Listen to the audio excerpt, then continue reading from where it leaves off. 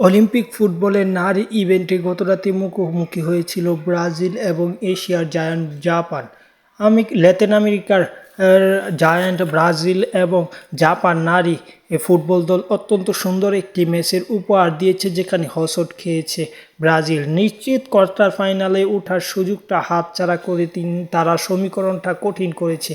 ম্যাচের প্রথমে এগিয়ে গেলেও শেষ পর্যন্ত ম্যাচটি 2-1 গোলের ব্যবধানে হারে ব্রাজিল জাপানের কাছে। ম্যাচের প্রথমে এগিয়ে যায়, পরবর্তীতে ব্রাজিলে অতিরিক্ত সময়ের 2 গোলে হেরে যায় জাপানের বিপক্ষে 2-1 গোলের ব্যবধানে।